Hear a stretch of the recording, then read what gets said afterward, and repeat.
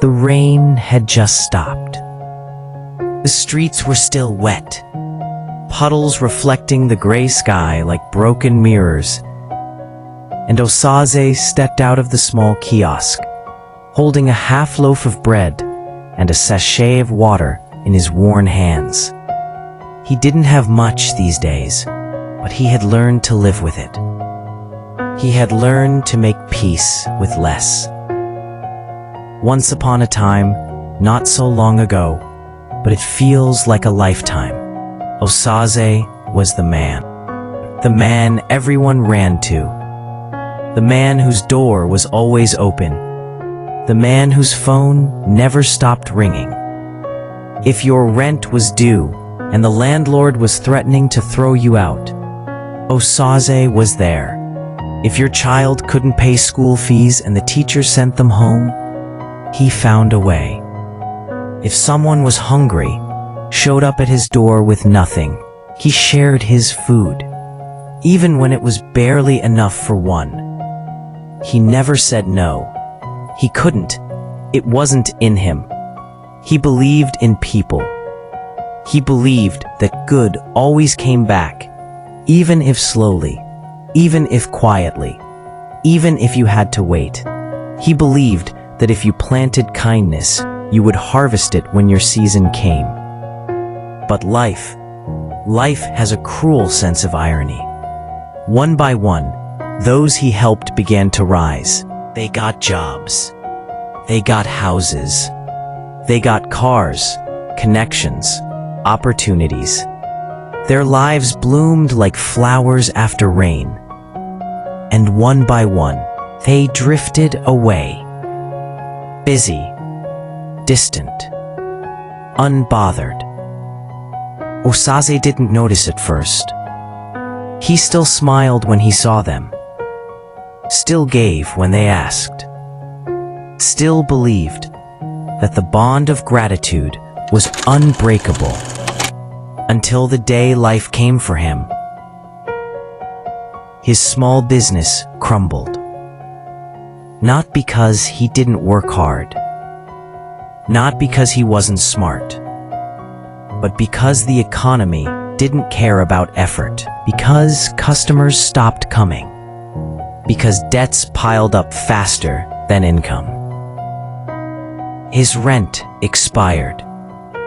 The landlord, who once smiled at him, who once borrowed money from him, knocked on his door with cold eyes and said, "Osaze, you have 1 week." He lost everything. The shop, the room grew silent.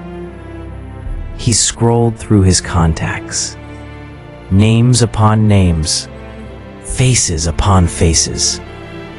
People who once called him brother, people whose tears he wiped away, people whose children called him uncle. He sent messages. "Bro, I need help, just small." No replies. He called. No one picked. He called again. This time, someone answered. "Osaze, I'm in a meeting. I'll call you back." They never did. Another call. "Ah, Osaze, long time. How far? Everything good?" He swallowed his pride and said, "Actually, I'm not doing well. I need." "Oh, sorry, my battery is dying. Let me call you back, okay?" Click. Silence.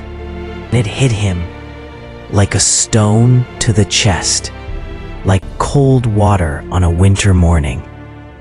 Sometimes, kindness is not a blessing.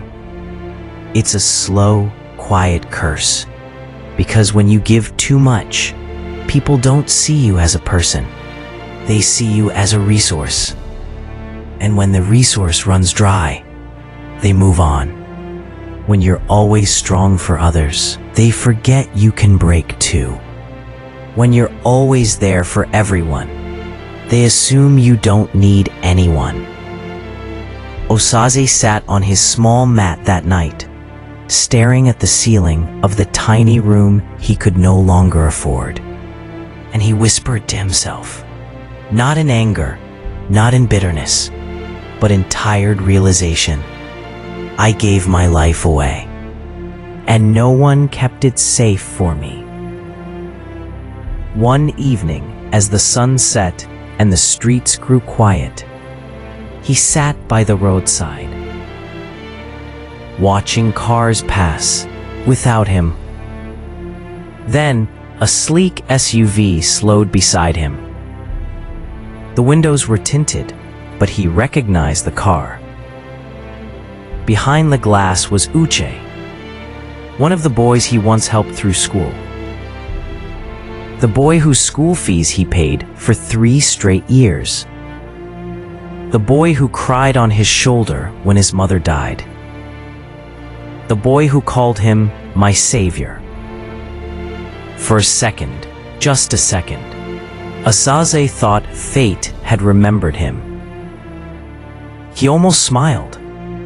He almost waved. But the car rolled on. No glance, no horn, no stop, nothing. Osaze looked up at the sky. The stars were beginning to appear, small and distant. He smiled faintly, not out of happiness, but out of surrender, and he whispered to himself, so softly that even the wind barely heard, I understand now. That night, he slept outside a locked shop, the cold concrete pressed against his back. The night breeze wrapped around him like a blanket he never asked for. And when morning came, the bread seller nearby found him there. So peaceful, so still, so gone. By noon, the news had spread like wildfire. Osaze's dead. That good man Osaze, the one who helped everybody. They posted old photos of him smiling, holding children, standing with friends. They wrote long tributes. A man with a heart of gold. He gave even when he had nothing. Heaven has gained an angel. They gathered money for his burial. Thousands.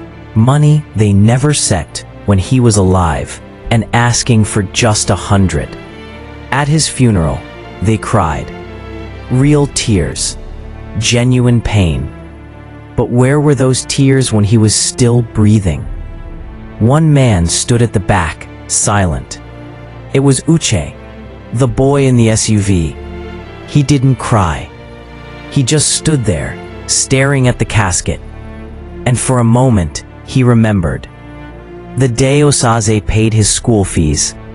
The day Osaze bought him his first pair of school shoes. The day Osaze told him, you will be great one day.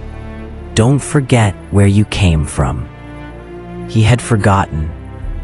Not intentionally, not cruelly, but slowly. Conveniently. Because that's what happens. People don't abandon you with malice. They just drift. They get busy. They get comfortable. And the person who helped them become comfortable becomes a memory they'd rather not face. Because facing you means facing their guilt. After the burial, people went back to their lives. They posted, "Rest in peace, Osaze," with praying hand emojis. They moved on. But Osaze? He's gone, and your rest in peace didn't bring him back.